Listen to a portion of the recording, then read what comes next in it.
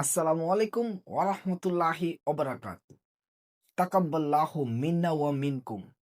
ঈদুল ফিতর আপনার জীবনে সুখ, শান্তি এবং কল্যাণ বয়ে নিয়ে আসুক। ঈদ মোবারক।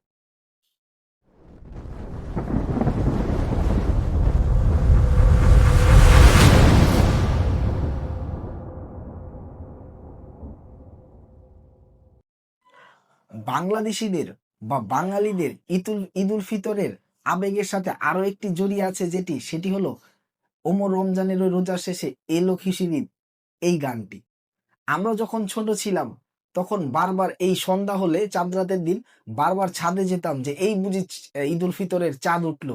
আর তারপর আবার দৌড়ে এসে ঘরে টেলিভিশনে খেয়াল করতাম সেই গানটি দিচ্ছে কিনা। এখন তো সব চ্যানেলেই দেয়, বাট আমরা যখন ছোট ছিলাম তখন প্রথমেই বাংলাদেশ টেলিভিশন বিটিভিতে দিত, অনেক সময় শুধু বিটিভিতে এই গানটি দিত। যার কারণে আমরা বিকেল থেকেই ইফতারের সময় থেকেই বিটিভিটাই ছেড়ে রাখতাম যে সেই গানটি দেয় কিনা। আসলে এই গানের পিছনে কিন্তু একটি সুন্দর একটি ইতিহাস লুকিয়ে আছে, চলুন সেটা নিয়ে আলোচনা করা যাক। ওমর রমজানের ওই রোজা শেষে এই গানটি লিখেছেন জাতীয় কবি কাজী নজরুল ইসলাম। আর এই গানটি সর্বপ্রথম গেয়েছেন আব্বাস উদ্দিন।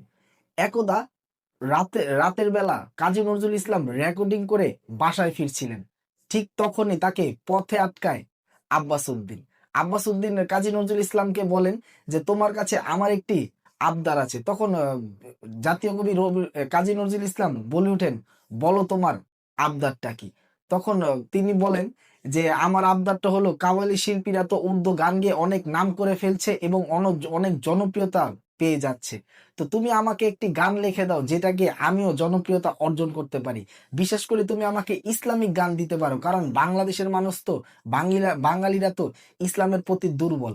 তখন কাজী নজরুল ইসলাম ভাবলেন যে হ্যাঁ, তা তো অবশ্যই। আর কাজী নজরুল ইসলামের এমনিতেও ইসলামের প্রতি অনেকটা দুর্বলতা ছিল এবং তার নামেও ইসলাম ছিল, যার কারণে এটা নিয়ে তিনি চিন্তায় পড়ে যান। কিন্তু তিনি ভাবলেন যে স্রোতে গা ভাসালে চলবে না, তাই তিনি প্রতি উত্তরে আব্বাস উদ্দিন আহমেদকে বলেন যে গান তো শুধু গেলে হবে না, এটার পিছনে তো স্পন্সর মানে আরো কিছু লাগবে। তাই তুমি গ্রামিফো কোম্পানির যে ম্যানেজিং যে ডিরেক্টর ভগবতী বাবু, তার সাথে তুমি আলাপ করো। তিনি যদি রাজি হয় তারপরে আমি রাজি হব, কারণ এই রেকর্ডিং এর পিছনে তো অনেক সরঞ্জাম বা টাকা পয়সারও দরকার। তখন তিনি আব্বাস উদ্দিন আহমেদ চিন্তা করলেন যে যাক, কাজী নজরুলকে তো রাজি করা গেল। তারপর তিনি সেই ভগবতী বাবুর কাছে গেলেন, কিন্তু ভগবতী বাবু কিছুতেই রাজি হচ্ছিলেন না। তিনি বললেন যে ব্যবসায়িক যে অবস্থা, তাতে এখানে আমার টাকা ইনভেস্ট করলে হবে না, কারণ এটাতে আমার লোকসান হওয়ার সম্ভাবনা বেশি। আর এখানে যদি লোকসান হয়, ওইদিকে আমার ব্যবসাটা ভালো চলছে, ওইদিকেও লোকসান হয়ে যাবে। কিন্তু দীর্ঘ 6 মাস ওনার পিছনে ঘুরতে ঘুরতে একসময় ভগবতী বাবু রাজি হয়ে যান এবং খুশিতে আত্মহারা হয়ে ওঠে আব্বাস উদ্দিন। তখন তিনি কাজী নজরুল ইসলামের কাছে যান। কাজী নজরুল ইসলামের খুব প্রিয় ছিল পান এবং চা, তাই তিনি একটি পলিথিনে পান নিয়ে চা নিলেন এবং এক ঠোকা পান নিয়ে কাজী নজরুল ইসলামের কাছে গেলেন। কাজী নজরুল ইসলাম সেটা শুনে দরজা বন্ধ করে দিলেন। আব্বাস উদ্দিন আহমেদ বাইরে ছিলেন, তিনি ভিতরে খাতা কলম নিয়ে দরজা বন্ধ করে দিলেন।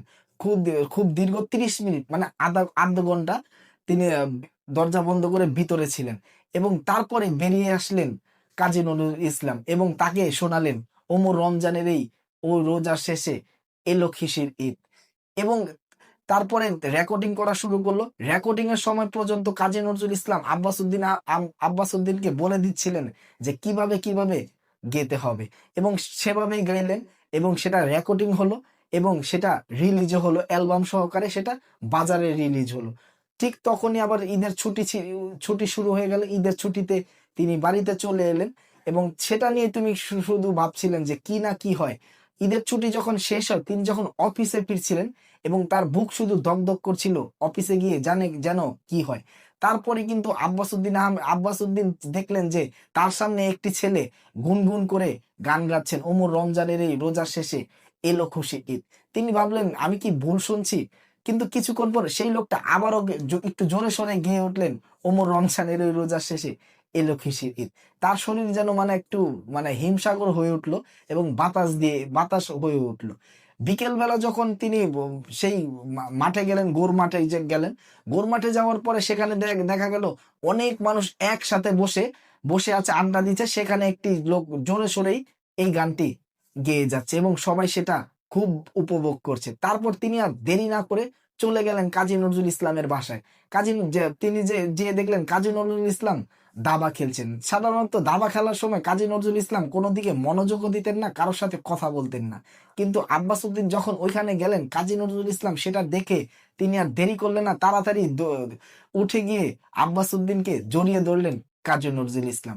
এবং কাজী নজরুল ইসলাম বলে উঠলেন, আব্বাস, তোমার এই গানটা তো ব্যাপক সাড়া ফেলেছে এবং হিট হয়েছে।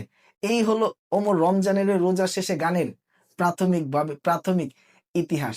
আসলে এই গানটি আমাদের বাঙালি এবং বাংলাদেশিদের সাথে চরমভাবে জড়িয়ে আছে। এমন অনেক বাংলাদেশের মানুষ আছে যারা শুধু এই ঈদ উল ফিতরের সময় না, এছাড়াও এই গানটি ইউটিউবে সার্চ দিয়ে শুনে থাকে। আমি নিজেও মাঝে মাঝে এই গানটি ইউটিউবে সার্চ দিয়ে শুনে থাকি। আলহামদুলিল্লাহ, খুব ভালোই লাগে। আজকের ভিডিও এই পর্যন্তই। আল্লাহ যদি আমাকে বাঁচিয়ে রাখে, ইনশাল্লাহ আবারও দেখা হবে, কথা হবে। আবারও সবাইকে ঈদ উল ফিতরের শুভেচ্ছা। তাকাব্বাল্লাহু মিন্না ওয়া মিনকুম।